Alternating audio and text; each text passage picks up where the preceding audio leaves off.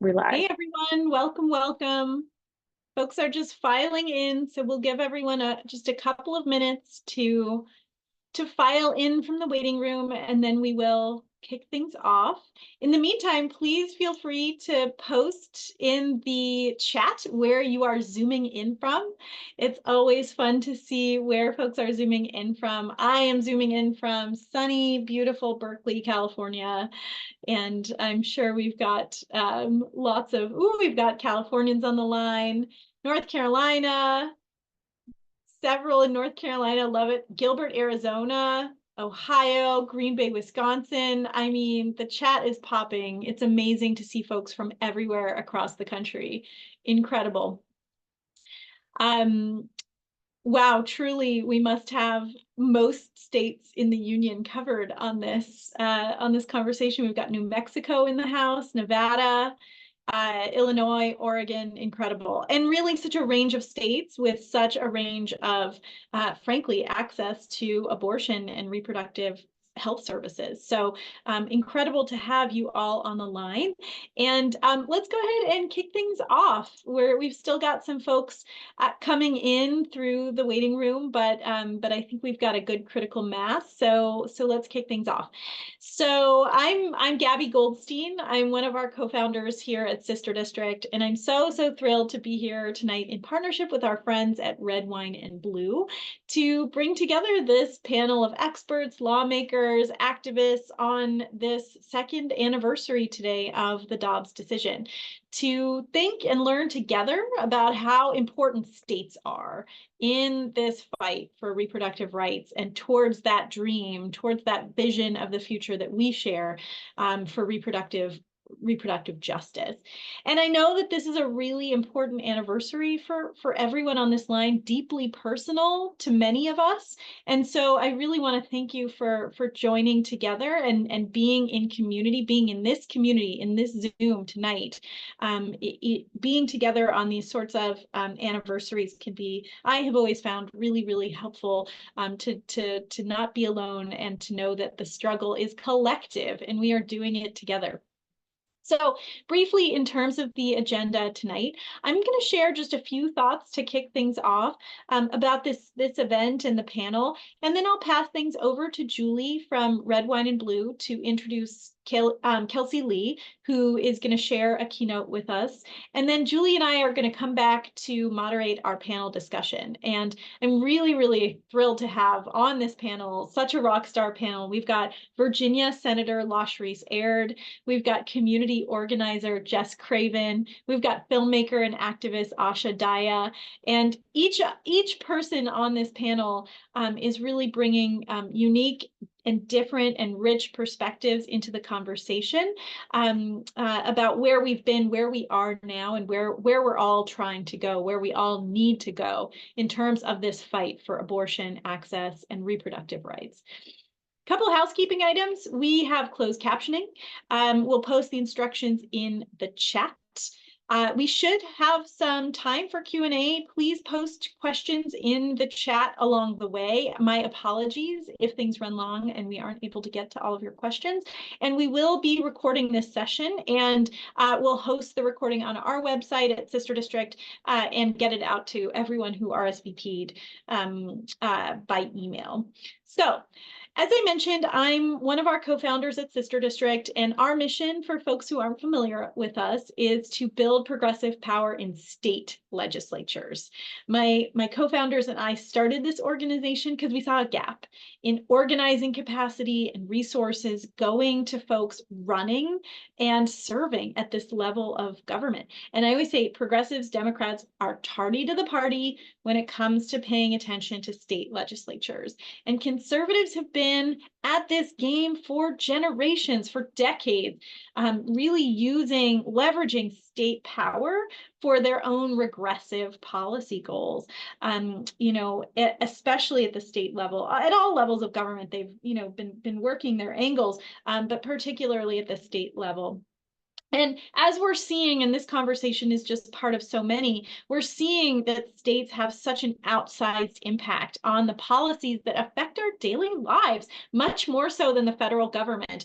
Each successive Congress passes fewer laws than the last. And so much power is settling in at the state level. Everything from environmental policies and environmental justice, education policy and education funding, LGBTQIA rights, and of course, on this second anniversary of the Dobbs decision, states have never been more important than they are now when it comes to abortion access and reproductive health. And of course, the decision, we know Dobbs overturned Roe v. Wade, returned the right to safe and legal abortion access back to states. And I think, the decision shocked a lot of people on the left. But the truth is that Roe's protections have been slipping away for decades. There were lots and lots of abortion deserts before Roe fell. And that is really in no small part because of a lack of a sustained long-term investment in progressive state policies, state legislatures, state infrastructure. And so 2 years later, we're seeing this play out. We're seeing red and blue states pursuing really, really different versions of the visions of the future when it comes to reproductive rights and health policy. And where we are is, what happens during your pregnancy, my pregnancy. I have a 9-month-old. This is very close to my heart. What happens, these matters of life and death now depend on what state you live in. And the stakes are so high. We know that they're getting higher. We see conservatives coming for IVF and contraception. But meanwhile, our blue states are showing us what we're fighting for, right? Any fans of Anat Shenker-Osorio on the call? I'm sure we have many. We can't just be against things. We have to be for things too. And our blue states are showing us what we're for. I'm here in California. We now have a publicly funded abortion practical support fund here to help folks travel to California for abortions. We have Oregon passing laws ensuring that abortion is covered by insurance, including Medicaid, which means that lower income folks will be able to access abortion more easily. And this is really showing us that abortion access is the floor, right? It's not the ceiling. And that states are really where these fights for the conditions under which we can move past just the right to access abortion, but into reproductive justice, which is a framework developed by Black feminists that encourages us to push for conditions under which people can choose to parent or choose not to parent. And if they do choose to parent, to do so with dignity. And all of that is coming through our state. So it's a perfect time to gather, to learn, to strategize together, and to commit to fighting for state level power. And if you know me, you've probably heard me say this, a few dollars, a few phone calls, few dials makes a huge difference at the state legislative level. These seats in entire chambers are won and lost by handfuls of votes, sometimes fewer than one handful. So we're here together. We're going to stave off despair. We're going to help elect great state leaders. We're going to ensure that our states are strong and creative and permanent bastions for reproductive freedom. And again, I thank you all for taking some time on this important anniversary to be together, be in community together. So with that, I'm going to pass things over to Julie at Red Wine and Blue to introduce Kelsey Lee. Thank you so much, Gabby. We're so excited to be here tonight with Sister District to participate in this event. For those of you who don't know about Red Wine and Blue, just want to introduce myself, Julie Womack. I'm head of organizing. We're a national organization. We engage and empower suburban women across the country to organize locally and defeat extremism in their communities. And that can be anything from the school boards, where they're banning books, to the state houses, like where they are passing these restrictive abortion bans. And we're even seeing, of course, attempts to, deny access to IVF and contraception. So we are thrilled to be part of this event tonight to talk about where we are 2 years after the Dobbs decision. And 100% we are with Sister District on the importance of state legislatures. We are training women constantly to how to organize in their local community. And that includes not only local things like school boards and city councils, but 100% their state legislatures, because those offices and those elected officials and those policies that are passed at that level make such a huge impact on our families on a daily basis. So this is what we want. We always encourage the women in our community to go out and talk to their friends and family when it comes to voting, because that is how we change hearts and minds. and sharing those personal stories and things that really impact your life. And that is why I am so honored and thrilled to be able to introduce our keynote speaker tonight. Kelsey Lee is an abortion rights activist and progressive leader. By telling her own story and bringing together others, she has played a very powerful role in stopping restrictive abortion bans in Pennsylvania. And she is going to share her story here with you tonight. She is a proud volunteer patient advocate for Planned Parenthood, notably serving on the National Storytelling Board in 2021 and testifying before the House of Representatives Committee on Oversight and Reform in 2022. Post Dobbs, she actually worked full-time for 6 months at a local independent abortion clinic, scheduling appointments, advocating for patients. She's born and raised in Pennsylvania, has a bachelor's degree from the University of Pittsburgh and a master's in public health from Boston University. She spent her whole career working in community engagement for nonprofits. She resides in Pittsburgh with her son, dog, and 2 cats. And again, Kelsey, we are just really honored to have you here tonight to share your story and your advocacy work. And just, I think you're emphasizing how important storytelling is and those personal, the personal information and how it can move people. So we appreciate you being here.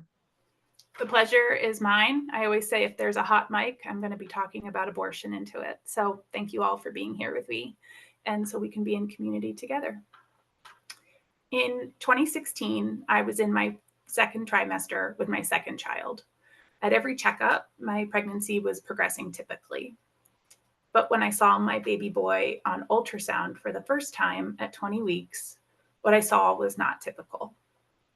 Among other anomalies, my boy wasn't moving, and his limbs and neck were deformed.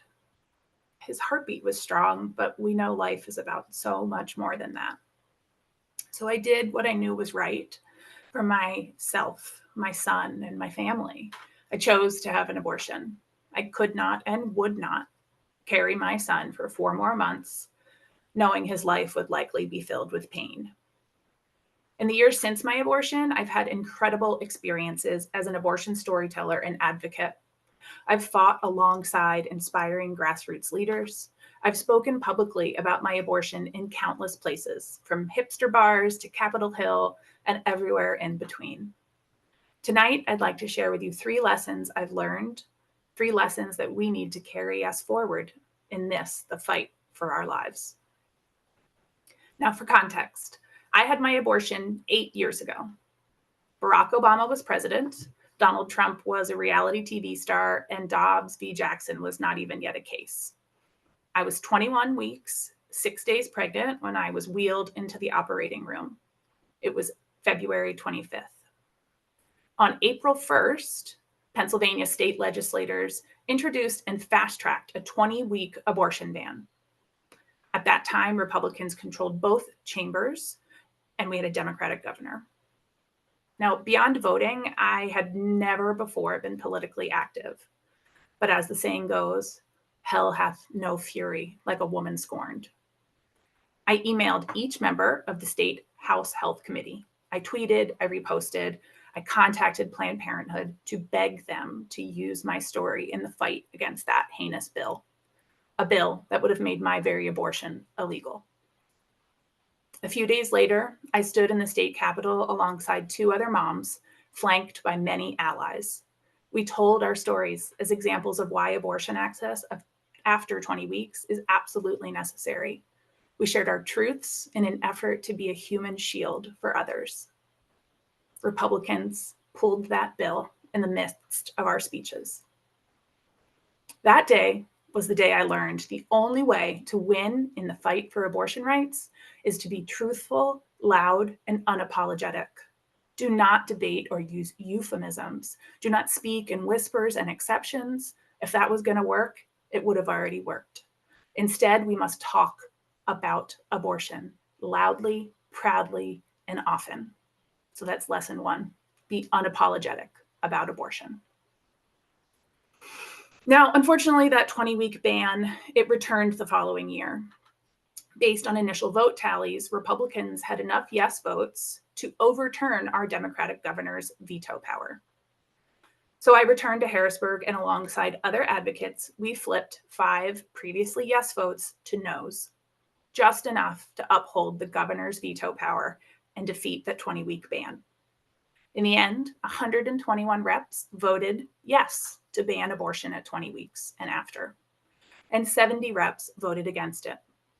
That sounds like a loss, but it was the biggest win of my life and our lives. It's the reason that Pennsylvania is an access state for abortion today. So that was when I learned the lesson that we can never take access for granted. We can never think, I live in a blue state, or that won't happen here. That thinking is privileged and it's wrong. Republicans have had their playbook in the works for decades. They are relentless and ruthless, and they find a way to restrict the rights of women, queer folks, and people of color any way they can. So we keep fighting until abortion is free, easily accessible, and federally protected. Because if getting an abortion is going to come down to one person, it's not going to be my governor, it's going to be me. So that's our second lesson. Take nothing for granted when it comes to abortion rights and abortion access. Now, as you can imagine, my life has changed in ways that were previously unimaginable to me. For one, after the Dobbs decision, I quit my comfortable salaried job to work at Pittsburgh's independent abortion clinic. I became a full-time appointment scheduler for the clinic, one of just 2 remaining freestanding clinics in a 200-mile radius. I spoke with dozens of people every day who were suffering, scared, and desperate, who were traveling hundreds of miles and worried about being arrested for doing so. I even once had someone ask me if they could be charged with a felony just for calling the clinic. To meet the need, the clinic I worked for more than doubled its capacity to perform abortions. Doctors flew in from banned states to cover more weekends, while others worked 6 days a week. And in the midst of this chaos is where I learned the third lesson I'll share with you tonight. Abortion always has and always will be provided by a strong community effort, and I'm honored to have been a part of that network. Restaurants brought meals for us as clinic staff. An army of volunteers drove patients to and from appointments. People donated whatever they could: time, money, connections, and definitely their love, to keep abortion access a reality in Western Pennsylvania, as well as a haven for people traveling from banned states. Truly, it is a beautiful thing to behold and to be a part of. So that's our last lesson. Abortion has and always will be provided by strong communities. So in conclusion, I want to thank you again for showing up tonight to be in community on this, the 2nd anniversary of the Dobbs decision. Thank you for listening to me and to our panel coming up. I hope it's filling your proverbial cup as much as it's filling mine, as we have a lot of fight ahead of us. So remember, be truthful, loud, and unapologetic about abortion. Take nothing for granted when it comes to access and rights.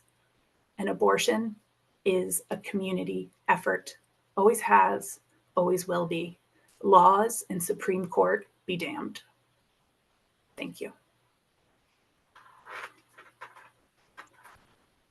Kelsey, thank you so much for sharing your story and your strength with us, and for framing what is at stake in this conversation. And personally, a shout out to Boston University, where I went to law school, public health. My PhD is in health policy. So it's always a joy to see where public health folks go in their careers. And so I'm so grateful to you for everything you're doing and for sharing your lessons with us.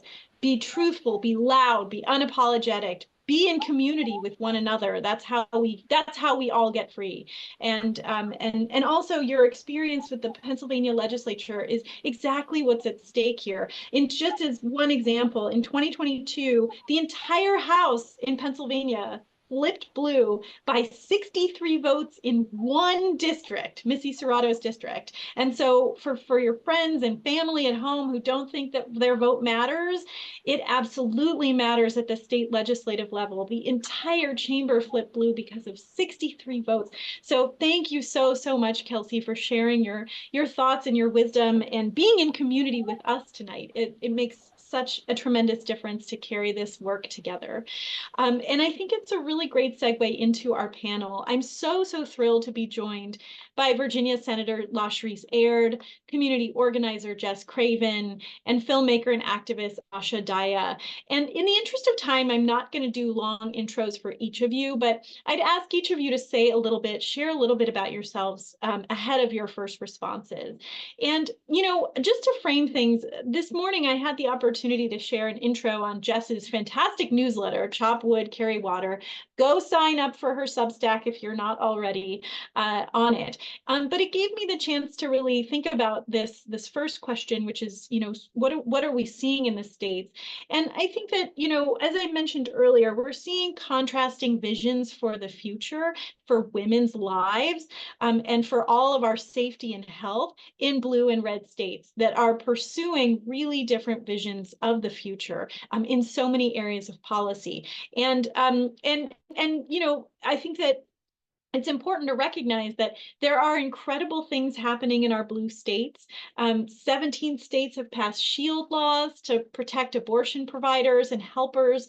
There's an alliance of 23 governors, pro-choice governors, that are working together to coordinate strategies around reproductive rights and healthcare access.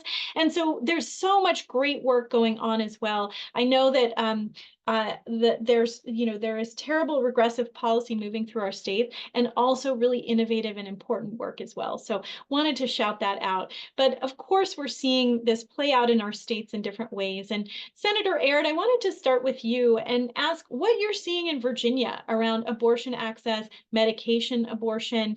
You know, Virginia, of course, is the last state in the South to provide abortion access. How has that changed what's going on in Virginia? What are you seeing in Virginia and in neighboring states? Yeah, thank you so much. First and foremost, I want to give my deepest appreciation to Sister District and all of the partners and advocates that saw fit to pull tonight's call together. We're talking about the second anniversary and we want to celebrate, but we can't quite really even call it a celebration that we've just basically been able to survive these 2 years that have seen unfathomable and that we're here. Again, I am proud to be serving in my very first term in the state Senate in Virginia, where I consider us to be the brick wall, the blue brick wall, if you will, to maintain access to an abortion. I'm going to say that 3 times. Access to an abortion is legal in Virginia. Access to an abortion is legal in Virginia, and we will make sure that access to an abortion remains legal in Virginia. And I just have to throw in there that if it were not for organizations like Sister District, I might not be able to sit in a seat to be part of that brick wall, to be part of that protection that is still so desperately needed. And so in Virginia right now, while we have access to a spectrum of reproductive health care, make no mistake about it, we have Democratic majorities in the House and the Senate, but we have a Republican governor. In 2023, Governor Glenn Youngkin attempted to enforce a 15-week abortion ban in Virginia, but because of our brick blue wall, we were able to prevent that from happening. But what we're seeing is what has been reported largely is that in Virginia between 2020 and 2023, we saw a 76% increase in accessing an abortion. And largely those numbers were driven by individuals in border states that were coming into Virginia. And so I'm proud that Virginia allows for access to an abortion, but I'm also very sad because in those states, individuals who should have access to accessible, legal, and their right to reproductive health care, like an abortion, they are now having to flee to Virginia for access to those rights. And in addition to seeing largely many of those individuals come into Virginia, they're also, the data shows, largely being conducted by medication abortions. And so when we talk about individuals targeting that access, they are specifically targeting people who already do not have that access in their home state and is really coming to try and finish the job. And so we are seeing, I'm also on the Planned Parenthood board here in Virginia, and our providers and our advocates, they are just seeing massive increases from, again, those bordering states where those restrictions do exist, and there is a continuous effort to restrict even further. Thank you so much, Senator, for that answer. you know, abortion is a galvanizing moment for organizing. I am head of organizing for Red, Wine, and Blue. I can say that when the Dobbs decision leaked and as the decision came down, our national Facebook group had women just instantly sharing their abortion stories. And I'm not talking 10 women or 20 women. We had about 1,000 women share their abortion stories organically in our Facebook group. And these are not activists. These are women who are, a lot of them, very new to politics, but they felt that devastation and they felt the need to share that. And then I'm from Ohio. I've got my Ohio Rose shirt on here tonight. When we did issue 1 last cycle and passed that, we had 1,100 people trained. And so many of these women who went out and collected signatures had never done any kind of work before. But this is a motivating factor, even though a lot of pundits are like thinking it's going to go away. Most of the women I talk to know that that's not true. So Jess, I really wanted to ask you about this. So what are you seeing on the organizing side around abortion access being a galvanizing issue? Well, first of all, let me just say it's such an honor to be here with this group of women. First of all, can I just say that I phone banked for Senator Aird with Sister District. That was my candidate. And so it's just so thrilling to actually be here with you. It's very moving because this is Sister District this is how we got it done. And now you're here and you're doing this amazing work. And I also I'm a correspondent for Courier News and I do their dogwood.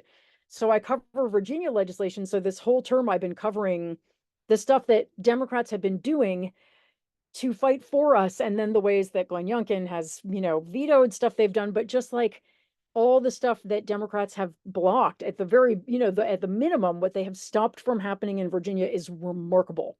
And we all work to make sure that we got that Democratic majority. It's just really amazing. I'm very touched. But, what I see is just an incredible amount of rage and sorrow. Every time I have posted, I do a lot of content creation. I have posted TikToks, a lot of stuff about the Supreme Court decisions. I did one about EMTALA that was about the Emergency Medical Treatment Act. And again, the stories that people put in the comments, I mean, this video got 1.5 million views or something. So one story after another of the absolutely wrenching, I mean, you just cried reading them. I have myself have had miscarriages, have done IVF, have given birth to a child, have had DNCs. Like, it's all, so many of us have had all of these experiences or some of them, and so I feel that there's a lot of rage, but there's also been this sort of incredible coming together of people just saying like, yeah, we're in this together and we know what is being done to us. We know it's wrong and we will fight for us. Very similar to what Kelsey said, that this is really like the solution here is community building and we can fight this with community. But I see incredible galvanization and I think that we are going to be surprised in November at the numbers that turn out. I think that sort of missing 10 to 20% in every poll where it says that this is going to happen and then this happens, that's us. That's the silent majority, I think, of people who are just, women and other people who have uteruses who are just angry and absolutely determined that this will not continue. And so I feel, it's a tough time. It is a scary time. It is a devastating time. But I also never underestimate the power of women and other people like us on this call who are in this fight. And I think that we are going to be an overwhelming wave in November. I feel quite confident of that. Yeah, and we'll talk a little bit later about the electoral implications of abortion, the fight for abortion access and reproductive health care services. But I certainly share I wouldn't even call it optimism. I share your observation about how people are feeling, not just Democrats. This transcends partisan lines. It transcends gender lines. Abortion is extremely popular across the board, and we're going to see that in November. We're going to see that for sure. And so, I think that another piece of this is that abortion restricting abortion is, in my mind, a bit of a gateway drug here to other anti-autonomy measures that frankly are advancing a Christian nationalist worldview through our state houses. And so, you know, in that Christian nationalist worldview, the next step here is IVF and contraception. And so I'm curious to hear from each of our panelists. Perhaps Asha, you might kick us off, and then Senator Aird, and then Jess. Curious what you're seeing in your networks, in your work around IVF and contraception, and potential restrictions that might be coming down the pike, and how you're seeing constituents respond, lawmakers respond, and activists respond to that. Thank you, Gabby, and hello, everyone. It's so lovely to be here with you all in such esteemed company. And I'm here as a filmmaker and a storyteller. That is my form of activism. And I recently made a short documentary called Someone You Know. It features 3 women sharing their later abortion stories, the barriers they had to overcome, the hostile landscape they had to navigate. And this was before the Dobbs decision. So this film is even more timely now. So I'm here in a capacity as a storyteller. And within my networks, the things that I'm seeing, you know, it's a lot of people who can get pregnant, women, you know, talking about the shock and the anger and the rage that I think that the connection points are starting to be made much more clear that this isn't just about abortion. It's abortion, it's birth control, it's maternal care, maternal deserts, it's IVF, it's any ability to choose what is right for your body and your life now being taken out of our hands. And so I think it's galvanizing people in ways that I've never seen before, but it's so exciting because, like someone said, this transcends partisan lines, and it's really exciting to see. So I do think there will be more people talking about it. And I saw someone in the chat mention Project 2025. That is something I'm seeing a lot of on TikTok, on Instagram, on social media. We really need to be aware and informed and tell people in our networks what Project 2025 will enact if Trump wins, and how it's going to take away not just our rights, but it's going to attack so many different forms of freedoms that we've fought really, really hard for. So I think it's really staying aware, having these conversations, and pushing back on misinformation too. That's one of the purposes of my short documentary, pushing back on the misinformation about later abortion and making people aware of what's at stake and why we need to continue fighting for access.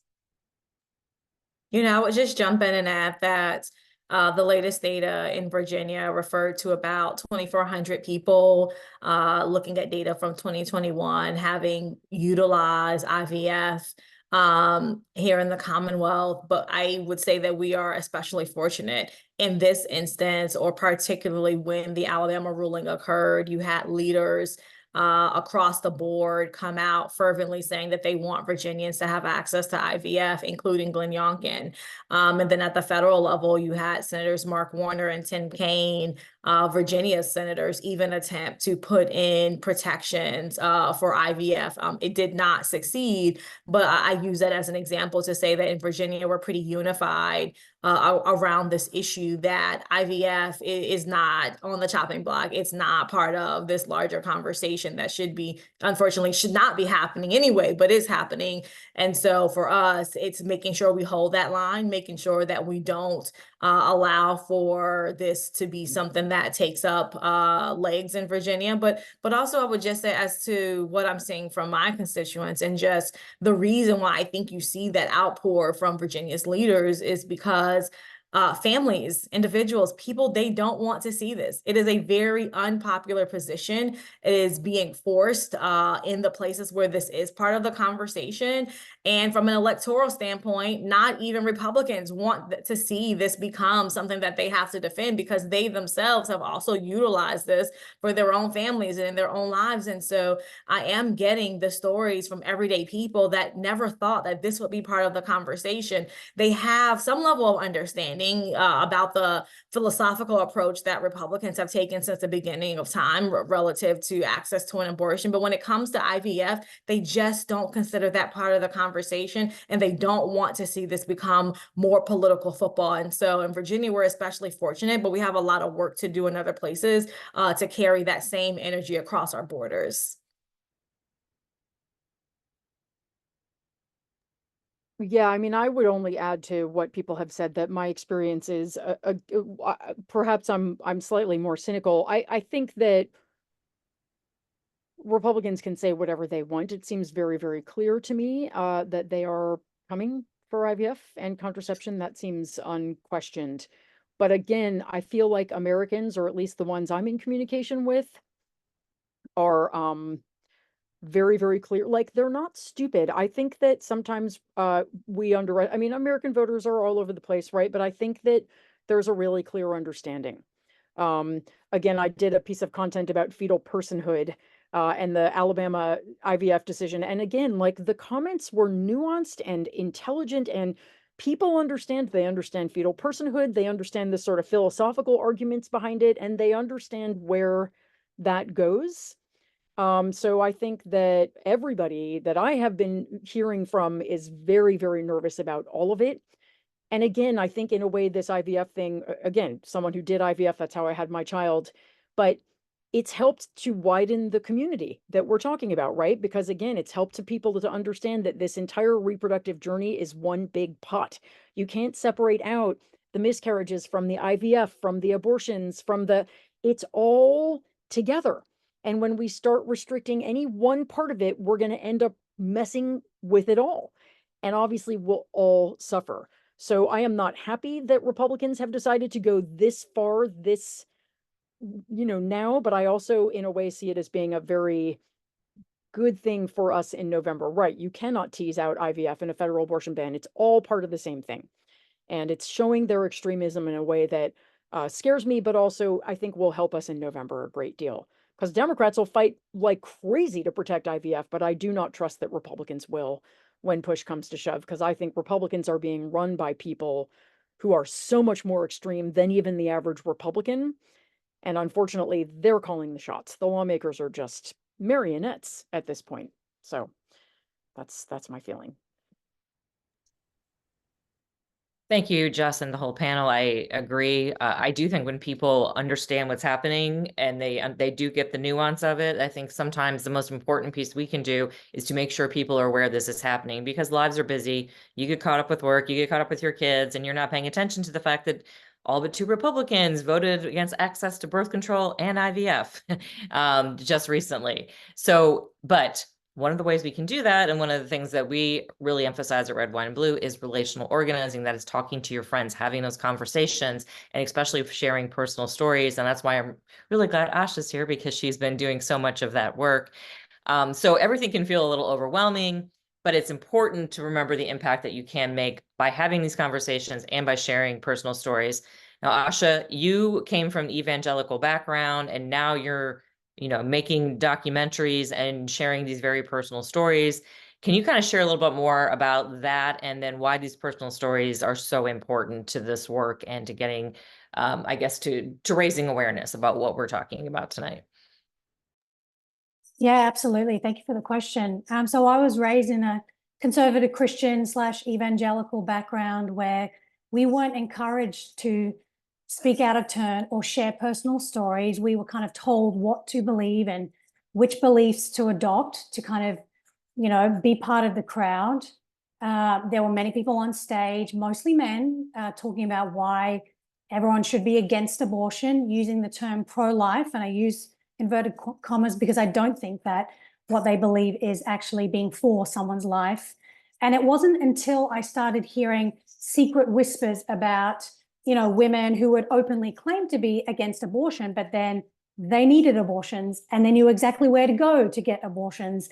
And they would tell people, and they would only share certain stories. But it wasn't until after I left that church and changed my views associating with different people, filmmaker groups, feminist groups, I started sharing my views more openly. And some of these women from my former church would reach out to me because they felt comfortable now sharing their stories with me, some of whom wanted to share their stories publicly. And it just really struck me and confused me because it rocked my whole world. And I think that's why the information is kept so secret, because once you are told something that doesn't fit into your worldview, well, now you have to go on a journey, and now you have to research more and read and understand why people are complex and why we are the way we are and why humans are so layered. And so for me, it was really reading and listening and learning about people's personal stories and understanding the statistics. 1 in 4 women in America will have an abortion in her reproductive lifetime. The majority of people who get abortions are mothers.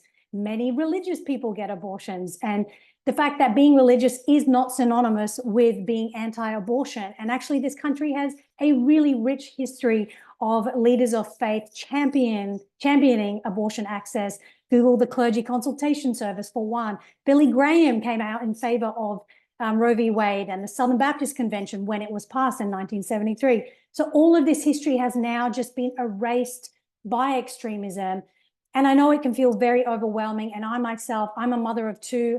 I feel that I'm so powerless in a lot of ways, but being in the media, it has such a powerful way of kind of cutting through the noise, showing personal stories as a way of reflecting ourselves and our own lives and understanding that could have been me. And so that's one of the reasons why I titled my short documentary, Someone You Know, because although the statistics are that people who get abortions after 20 weeks is a much smaller percentage than people who take a medication abortion, it is someone you know. These are the people that you love. These are your family members. These are your colleagues, whether you know it or not.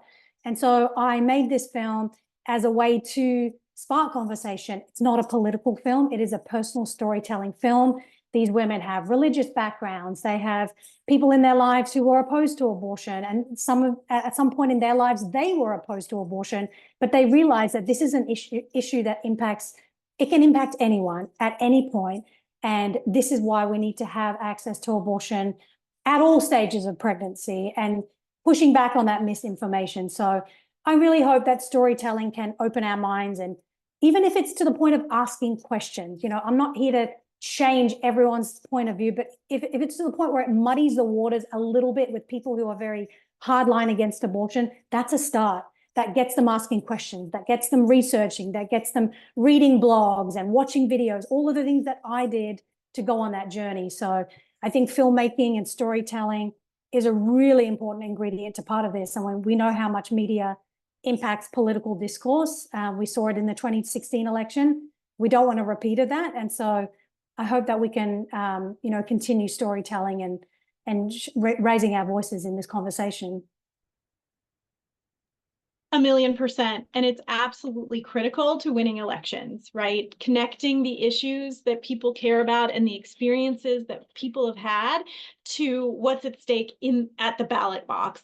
And I think it's really important to remember and I think it's extremely, again, I don't consider this optimistic. I just think it's an observation that across the political spectrum, people support abortion access and IVF and contraception. Large pluralities of the voting public, widely support these policies.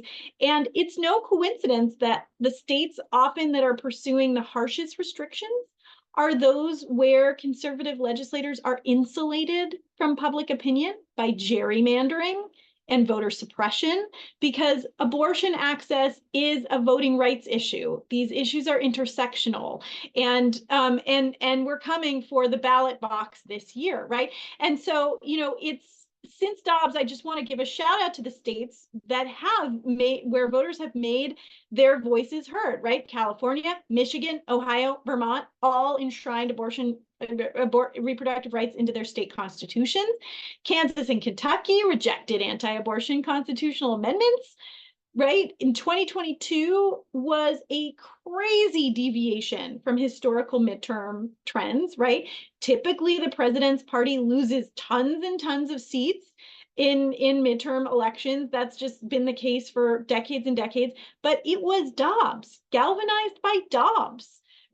Democrats reelected every incumbent senator, added a seat to the Senate majority, won most of the competitive gubernatorial elections, narrowly lost the House by 6,600 votes. I mean, that's less than some people's high school classes. You know what I mean? 6,600 votes, and picked up a bunch of legislative chambers. The first midterm election since 1934 that the president's party did not lose a single state legislative chamber. I mean, this was a crazy deviation. And we rolled that right into 2023 when Senator Aird was elected, and we saw the wins in Virginia and in Kentucky and elsewhere. And people, these wins happened because, as Kelsey said, lawmakers and candidates, they ran being truthful, loud, and unapologetic about abortion access. When Democrats run towards abortion access as an important feature of our policy lives, they win.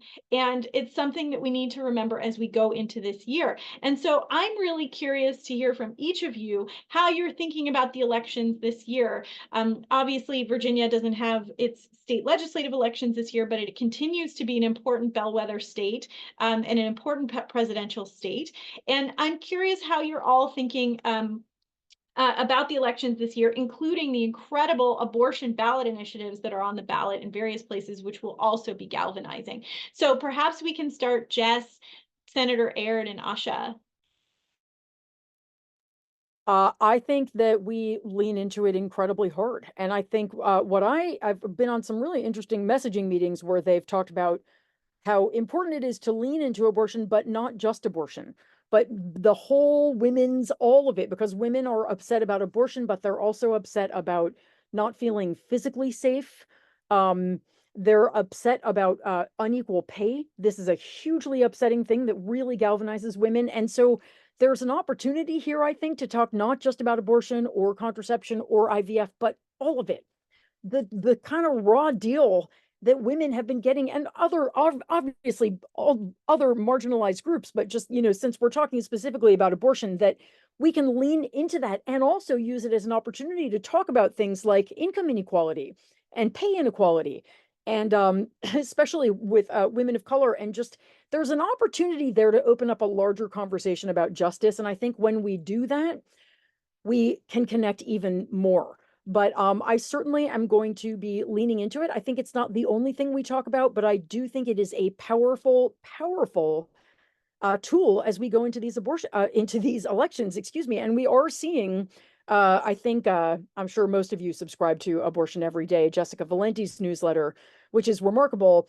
And she had some polling in there recently that we're getting a surprisingly large number of single issue voters now. And their single issue is abortion. And they're pro-choice, not quote unquote pro-life, which is also an expression I don't like to use because it's fallacious. But yeah, people are fired up. And so I think we lean in and we don't apologize. And the last thing I'm going to say is just responding to something that Kelsey talked about, that we don't use euphemisms, that we just talk about things as they are. I was at the Senate Help Committee meeting a couple of weeks ago covering it. Patty Murray's office invited me. And one of the things I noticed was that the Republicans fell back over and over and over and over again on how Democrats want abortions until 41 weeks. That was their big thing. And the fact of the matter is, one of the panelists finally just said, that's not true. There are no abortions at 40 or 41 weeks. That is, at that point, you have either a vaginal delivery or you have a C-section. That doesn't happen. And I think that we don't have to be medical experts, but I think it is okay to turn around and say to Republicans, like, stop it. That's not true. And that we need to stop being apologetic about the fact that they're fear-mongering on facts that are not accurate. And we all know they're not accurate, and it's okay to say they're not accurate. And so that's that's just something else that I think about a lot. But I think this is going to be a central issue of the election. I think this is going to be an election about abortion rights. And but there's so much more contained in that. And that's why it's particularly exciting is a weird word when this many people are suffering, but it's a historical moment. So that's enough out of me. I don't want to be repetitive, but I think it bears putting a fine point on some of what Jess said. I mean, I won my election, number one, with a single issue, which is access to an abortion and reproductive rights, but because it is intersectional. When I started my race and I started talking about access to an abortion and reproductive rights, so many people said Black and brown voters don't care about this. And I was so proud to prove people wrong. We care about this issue because it affects our economic opportunities. It affects the communities that we live in. It affects access to an education, the type of life that you want to plan and the type of life you want to have for yourself. So I think messaging is so important as we prepare for an election, especially when we know that more voters turn out in a presidential election than any other. In Virginia, we have elections every single year, but we know our unlikely voters that we can't get to show up in legislative races or in local council races. They're going to show up, and how we talk to them and what we say to them in this moment is so critical. And so I really appreciate, Jess, you mentioning just how much it might seem like a single issue, but it is so much more. It is intrinsically linked to everything else, because that is absolutely the approach I took in my race to talking about this issue. I want to go a bit further and also talk about the fact that the thing that I also remind people is that this is one right, but we are already seeing the deterioration of other rights as a result of this one decision. And if you think that other rights are not on the chopping block, especially for Black and brown people, I tell them all the time, this is just the beginning. If they think they can do this and get away with it, they will attempt to do everything else that they've always been wanting to do. And there is a long record in history showing that they have been wanting to do these things and now have the type of structure on the courts that will allow them to do this. And I'll just close by saying, in addition to that, in Virginia, what we're doing, no, we don't have our legislative races, but because we have elections every single year, we're using this opportunity to reach our unlikely allies. I will not begin the great debate about Democrats and rural voters, but let me just be very clear that they also see access to an abortion as access to healthcare. And when you have communities that are already experiencing healthcare deserts, they don't want to see limited access to this type of care. So Democrats are investing right now to get to those voters. Democrats are investing right now to get to young voters, meeting them where they are. Because guess what? We can't keep fighting against the fact that they're not picking up newspapers. They're not getting their information from the sources we used to. They are getting information where they're getting it from. And if we don't go meet them where they are to give them that information, then they will continue to have limited perspectives or digest the information of those who are willing to invest in the places where they're getting that information. And so in Virginia right now, there is a lot of work being done on the ground to not just get us over the finish line in November, but to lay the foundation for where we need to go. I'll just add that I know it can be overwhelming to see how we can have an impact in this landscape. For me personally, I have been very intentional about how I use my time and my energy. I don't fight with people on social media. I don't try to change the minds of extremists in any shape or form. They can do whatever the hell they want. Where I'm going is where the conversations are being had and where people who are on the fence, who want to have a conversation, who want to hear different points of view. There are more people who are ambivalent out there who are open to hearing conversations and open to understanding what's at stake. So being intentional with your time and your energy, and if you can, donate to abortion funds. That is the most impactful way that we can continue access during times of uncertainty, especially where there are states where laws are in limbo. In Florida, for example, there's so many things happening, but people still need abortion access. So if you can donate to places like National Network of Abortion Funds or Bridget Alliance, which is an organization that I like to donate to whenever I can, that's really, really important, because amidst all of this, as the political fight is ongoing and we need to uplift and vote for representatives like Senator Ed, who are championing abortion access, we also need to understand that people need access to abortion every single day. And many of them now, much more so than previously, are going to need to travel and spend thousands of dollars on these procedures. So it's important to donate if you can and if you have the capacity. 1,000,000%. And in addition, it's interesting. I was just at Guttmacher Institute a couple of weeks ago in DC for a convening about traveling for abortion. And I think one of the most interesting, themes was that we don't want to normalize having to travel for an abortion. It should not be normalized. And also we need to meet the needs now. And so, you know, definitely coming in and going back to this idea of it, taking a community and building a community, mutual aid and abortion funds are absolutely critical, as are building longer term power in our states through state legislative races and supporting on the ground organizations doing the work all year round. So huge thumbs up, like double clicking on all of the things that you all are saying. We don't have a lot of time for Q&A, but there's two questions that sort of ask the same question that I just want to throw out in case folks have just a very quick response, which is around apathy, whether it's young folks or others saying that they, you know, don't really plan to vote and all the rest. And one thing that I would just share is we did a lot of research this year looking at roll-off, which is when somebody votes at the top of the ballot, but not the bottom of the ballot.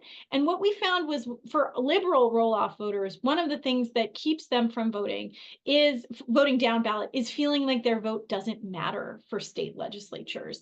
And one of the frameworks that we've found works really well to help them feel empowered to vote is to give them an example of a bite-sized race that really did have a huge impact. So 63 votes in one district flipped the entire chamber blue in Pennsylvania in 2022. Or, you know, we lost this is on the flip side, La Shreese, right? We lost the House of Delegates in Virginia by 700 votes, right? And so these tiny bite-sized races where people can really think about it and say, wow, you know, electoral college and all the things notwithstanding, I don't know if my vote for president counts. Of course it does. But at the state legislative level, at the state and local level, your vote absolutely counts. So helping voters feel agency, that their vote does matter, is a way that we've found to combat that apathy. And a way to do it is by giving them an example of a race that was decided by a very small margin that they can keep in their mind and think, wow, that vote could have been me. I could have really made a difference there. So I wanted to share that. But I'm curious if anyone else on the panel has anything to share around voter apathy. Jess, it sounds like perhaps you've got something to hop in on. Well, I just want to say that for all of your voter outreach, keep in your back pocket the story of Shelley Simons in Virginia, because, you know, in 2017, her race was tied. It was a tie, and they did a recount and it was a tie again. And they drew the name of the winner essentially out of a hat. And she lost that election. And because of that, the entire balance of power in that chamber stayed Republican for another 2 years, which meant, and Danica Rem talks about this, that Medicaid expansion was delayed by 2 years. And so I tell people that story, that Democrats eventually did get the majorities and they expanded Medicaid to something like 700,000 more people. One more person going out to vote could have saved God knows how many lives of people who did not have health insurance when they needed it. It is a really powerful story. And of course, there are others, but that one, I just keep it in my back pocket every time I am phone banking, canvassing. When people say, I just really don't feel like my vote matters, I pull that out. And I say, can you imagine staying home and knowing that because you didn't vote, someone lost their health insurance? And it's very powerful. And I think that the only other thing I'll say as far as voter outreach goes and apathy is I try to always go back to personal stories. Oh, I can really hear that you don't want to vote in this election, and I feel you. So I have a non-binary teenager, and like the results of this election are going to have a really huge impact on their mental well-being and even their physical safety. I'm wondering if I can ask you, if you don't have anyone like that in your life, if you're not willing to vote for you or for someone you love, would you be willing to vote for my kid? And when you can find a personal angle like that, I'll tell you, it's very powerful. And a lot of times people will just say, oh, yeah, okay, of course I will. Yeah, that helps me put it in perspective. So for whatever that's worth. Well, and I'll share my experience because of loved ones supporting me and seeing what has happened in Pennsylvania. I have just started keeping lists of who I'm voting for in the primary and in the general, and just sharing it to my loved ones without them asking, because I find that people feel overwhelmed, right? We have a multitude of news sources. You don't know where to go. And because I'm now involved, I've met a lot of these people personally, or I'm hearing about races in other parts of my county. And I am just sharing that out. And it's not like, yay, my candidate is great and yours is terrible. It is just genuinely tagging accounts, sharing websites, sending an email. And I have a few friends that are doing this now too. And it certainly builds on relational organizing like Sister District and Red, Wine, and Blue do, as well as storytelling. I love it. We're almost at time. I want to close with some calls to action. Everyone on this call wants to do something, and so I want to share in the chat. We'll just share a couple of ways to get involved with Sister District. We've got really fun phone banks running every week. Please join us. A few dials makes a huge difference. Sign up to volunteer with our teams, and I'll pass things over to Julie to close us out with some CTAs from Red, Wine, and Blue as well. Thank you so much, Gabby. And thank you all for talking about relational organizing. It's so important, and that's sharing that story, sending that information to your friends makes a huge impact. That is literally the one vote that will flip the election. So we want you all to be informed. We want you to understand what's going on. We want people across the country to be able to do that. So you can come to our website, redwine.blue. We have a whole page about the More You Grow that gives you facts. We also have a page about Save IVF and abortion. And I think that we're dropping in the link right now. If you want to get involved in that, if you want to help us fight, our campaign is called They're Coming for Our Rights, We're Coming for Their Jobs. So this is all about protecting IVF and birth control access. We want to fight back. We are going to give you the tools and the resources to do that and help you have those conversations with your friends, sharing those personal stories.